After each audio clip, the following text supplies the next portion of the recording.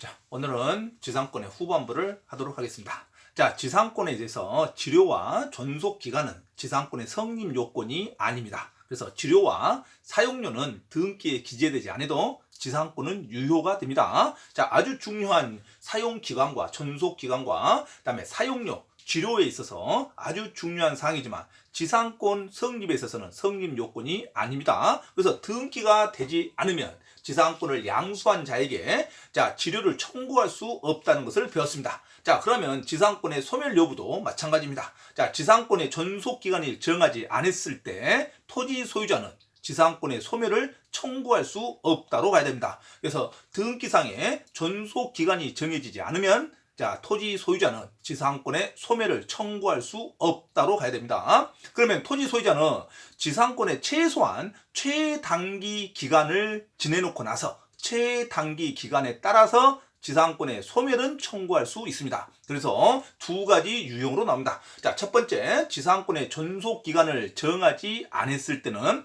먼저 토지 소유자는 지상권의 소멸을 청구할 수 없다로 가야 되고, 토지 소유자가 지상권을 청구하려면 최소한 어느 기간을 지나야 된다? 최단 기간은 지나야 된다. 최단 기간이라는 단어가 나오면 최단 기간에 따라서는 지상권의 소멸을 청구할 수 있다로 가야 됩니다. 그래서 최단 기간이라는 단어가 없으면 토지 소유자는 존속 기간이 정해지지 않으면 지상권을 소멸을 청구할 수 없고, 최소한 지상권의 소멸을 청구하려면 최단 기간에 따라서 지상권의 소멸을 청구할 수 있을 뿐입니다. 최단 기간이 나오는지 안 나오는지를 자주 봐야 됩니다. 지상물이 전부 멸실되더라도 존속 기간이 만료되지 않은 한 지상권이 소멸하는 것은 아닙니다. 그래서 지상물이 전부 멸실 또는 그 지상물이 소실되더라도, 건물이 그의 지상권자의 과실로 소실되더라도 또는 전부 멸실되더라도 지상권은 소멸하지 않는다로 가야 됩니다. 다시 건물을 다시 신축하면 되겠죠. 그래서 지상권 위에, 타인의 토지 위에 지상물이 멸실되다든가 소실되더라도 지상권은 소멸하지 않는다. 이렇게 가야 됩니다. 다음에 지로의 연체가 나옵니다.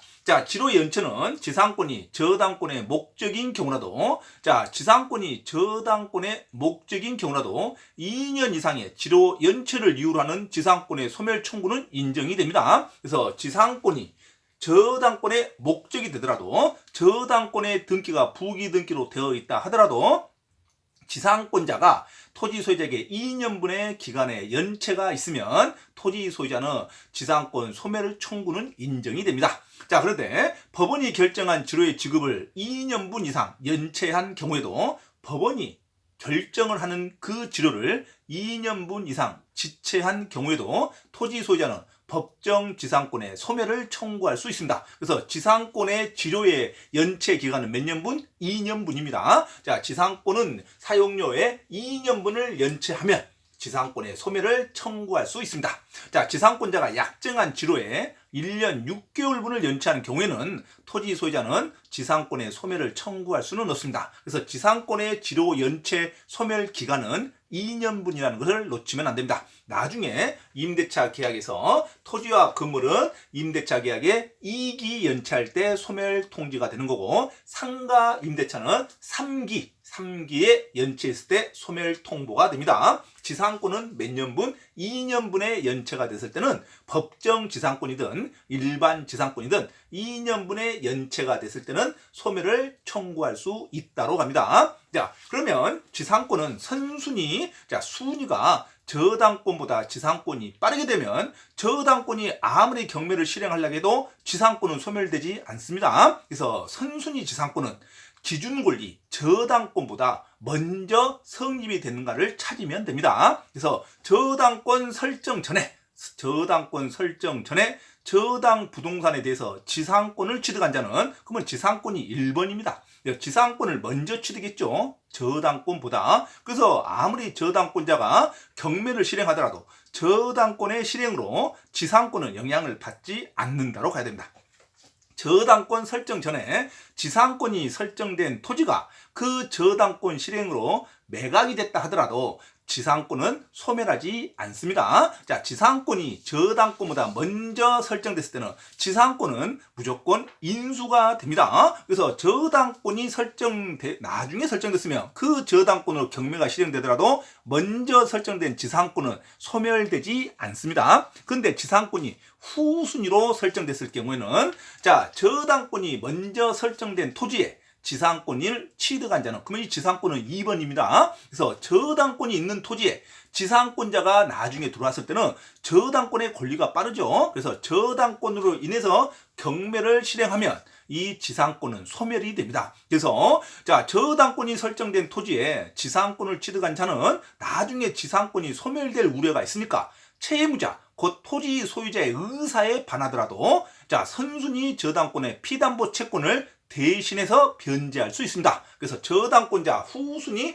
지상권자는, 저당권보다 나중에 설정된 후순위 지상권자는 채무자, 토지 소유자가 반대하더라도 선순위 저당권의 피담보 채권을 대위 변제할 수 있다로 가야 됩니다. 당연히 대위 변제해서 지상권이 소멸되는 것을 막아야겠죠. 그래서 후순위 지상권자는, 자, 후순위 지상권자는 선순위 저당권으로 인한 경매 실행되면 지상권이 소멸될 우려가 있으니까 토지 소유자의 의사에 반하더라도 자, 저당권의 피담보 채권을 대위 변제할 수 있다로 갑니다. 자, 토지의 양수인한 용어가 나오죠. 토지의 양수인은 자, 토지의 새로운 주인을 말합니다. 그래서 토지의 양수인 하면은 지상권이 설정된 토지의 새로운 주인을 말합니다. 자, 토지의 양수인 하면 지상권에 설정된 토지를 양수한 자는 지상권자에게 그 토지의 인도를 청구할 수 없습니다. 지상권자에게 그 토지의 인도를 청구할 수 없다로 가야 됩니다. 자, 지상권이 설정된 토지를 양수한 자는 자, 아무 힘이 없죠. 그래서 지상권의 권리를 해할 수는 없습니다. 그래서 지상권인 토지를 양도받은 자는, 양수한 자는 그 지상권자에게 지상 건물의 철거를 청구하지 못합니다. 자, 근데 지상권자의 지료 지급의 연체가 토지 소유자의 양도 전후에 이루어진 경우에는 양도 전후에 예전에 토지 소유자에게 1년분이 연체됐고 새로운 토지 소유자에게 1년분이 연체됐다 하더라도 지상권 소멸 청구할 수는 없습니다. 반드시 지료의 2년분 연체는 그 토지 소유자에게 2년이 연체돼야 됩니다. 그래서 지상권자의 지료 지급 연체가 토지 소유권의 양도 전후에 이루어진 경우 토지 양수인에 대한 연체 기간이 스스로 양수인에게 2년이 되어야만 양수인이 그 지상권의 소멸 청구를 할 수가 있습니다. 그래서 토지 지상권이 설정된 토지의 양도 전후에 걸친 지료의 연체는 자, 예전 소유자와 승계가 되지 않습니다. 양수인에게 별도로 독립해서 2년분이 연체가 돼야지만 양수인이 지상권을 소멸할 수 있습니다. 자, 지상권자의 지료 지급 연체가 토지 소유권의 양도 전후에 이루어진 경우에는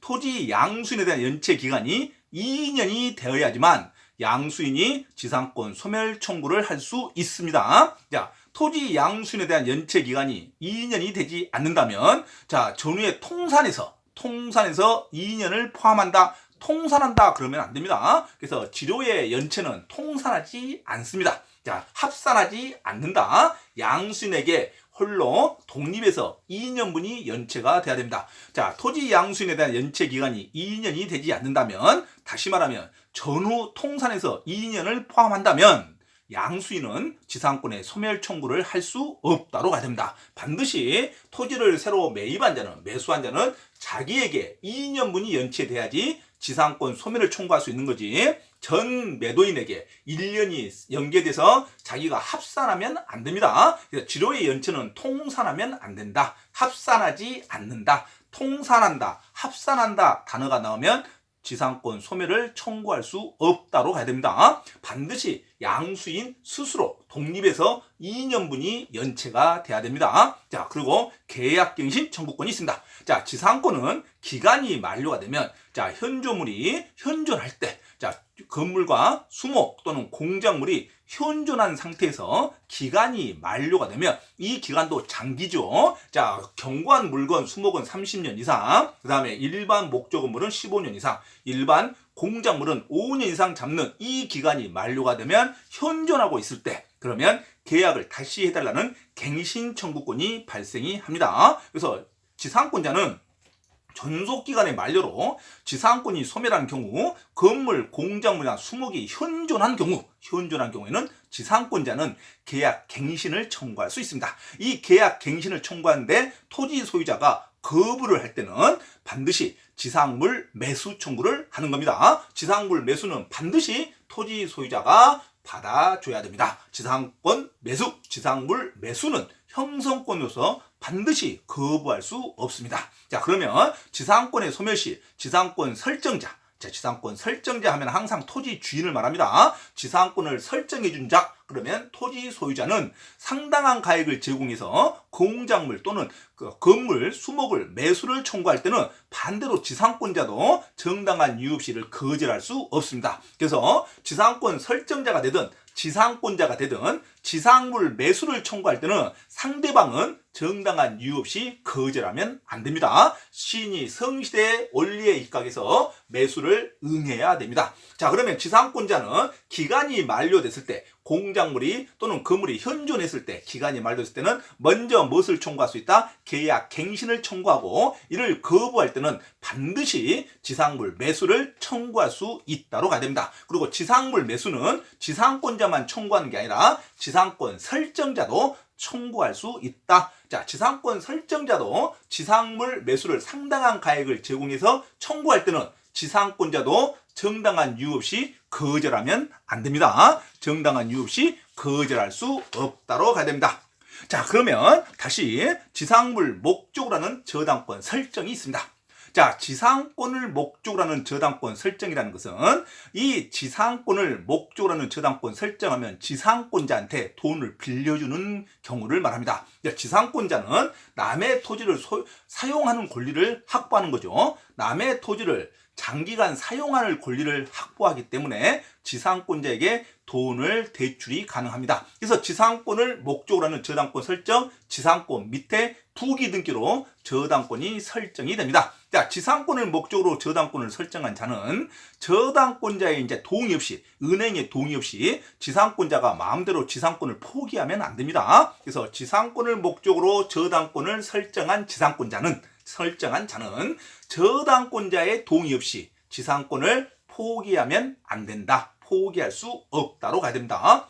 자, 지상권이 저당권의 목적이 된 경우 지로 연체를 이유로 한 지상권 소멸 청구는 반드시 저당권자에게 통지를 해줘야 됩니다. 자, 저당권자에게 반드시 통지를 하고, 그리고 지상권 소멸의 효력이 즉시 발생하는 게 아니라, 자, 저당권자가 조치할 수 있는 기간, 상당한 기간이 경과함으로써 소멸의 효력이 생깁니다. 자, 시험에 2번 연속 나왔죠. 자, 지상권이 저당권의 목적이 된 경우에, 자, 지로 연체를 이유로 지상권 설정자, 토지 소유자가 지상권을 소멸하는 청구를 하더라도 반드시 지상권자만 통지하는 게 아니라 저당권자에게도 통지를 해줘야 됩니다. 그래서 지상권 소멸 청구는 저당권자에게 통지하고 나서 즉시 효력이 발생하는 게 아니라 상당한 기간이 경과함으로써 효력이 발생한다. 놓치면 안 됩니다. 자, 지상권이 저당권의 목적이 된 경우 지로 연체를 이유로 한 지상권 소멸 청구는 반드시 저당권자에게 통지하고, 그리고 나서 즉시 효력이 발생한 게 아니라 상당한 기간이 경과함으로써 효력이 생긴다로 가야 됩니다.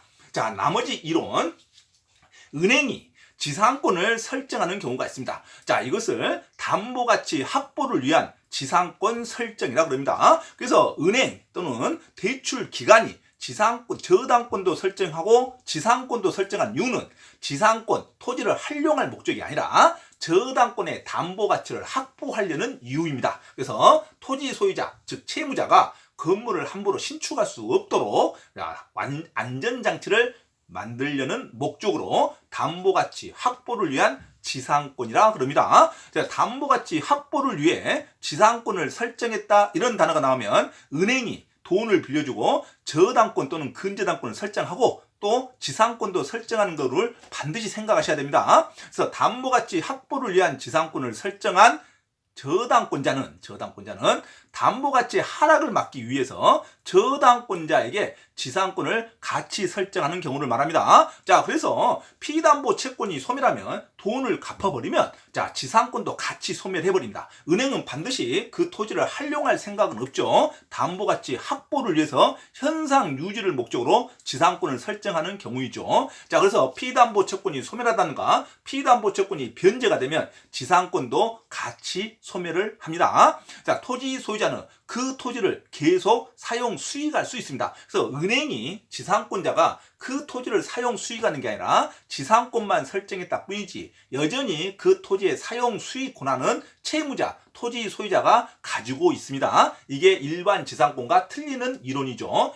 담보가치 확보를 위한 지상권 이런 말 나오면 지상권이지만 지상권자가 토지를 사용 수익하지 않는다. 토지 소유자, 채무자가 그 토지를 계속 사용 수익할 권능이 있습니다. 자, 그러면 이 지상권자, 은행은 토지의 무단 점유자에게 또는 건물 신축자에게 어떤 대응을 할 수가 있냐? 자, 지상권 자체의 침해를 이유로 임대료 상당의 손해배상을 청구할 수는 없습니다. 그래서 담보가치 하락을 막기 위한, 담보가치 확보를 막기 위한 지상권자는 무단 점유자나 또는 건물 불법 신축자에게 지상권 자체의 침해를 이유로 임료 상당의 손해배상은 청구할 수 없다로 가야 됩니다. 지상권 자체는 활용할 생각이 없었죠. 그래서 지상권 자체의 침해를 이유로 임대료 상당의 손해배상 청구는 할 수가 없다로 가야 됩니다. 자, 토지의 사용 수익을 이유로 부당이득 반환을 청구할 수는 없습니다. 어차피 토지 사용 수익은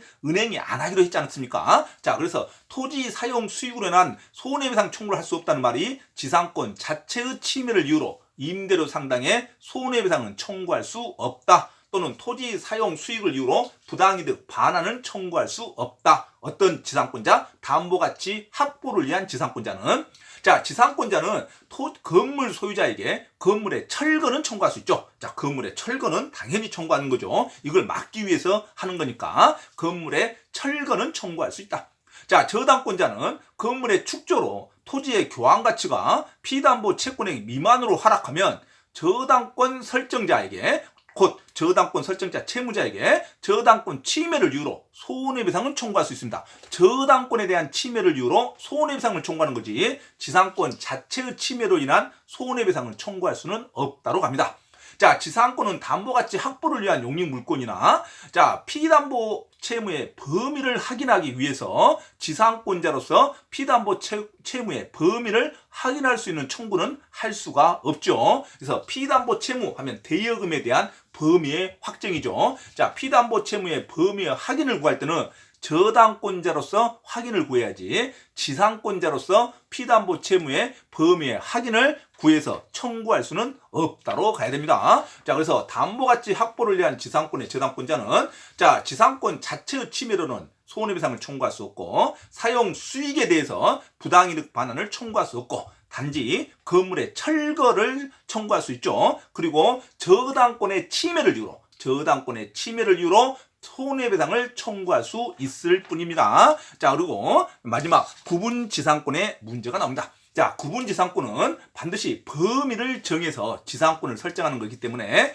일부 지상권과 구별해야 됩니다. 일부 지상권은 당연히 전부 지상권과 토지의 일부를 하는 일부 지상권이에요. 자, 구분지상권은 토지의 일부를 사용하는 게 아니라 위아래 공중과 지하 범위를 활용하는 겁니다. 자, 구분지상권 딱 하면 범위를 활용하는 지상권이다. 그래서 구분지상권은 반드시 수목을 소유할 수 없다로 가야 됩니다. 자, 구분지상권 단어가 나오면 수목을 소유를 목적으로 구분지상권 설정할 수 있다 하면 틀린 말입니다. 건물과 공작물 소유를 목적으로 설정하는 게 구분지상권입니다. 그래서 수목을 소유를 목적으로 하는 구분지상권은 설정할 수 없다로 가야 됩니다.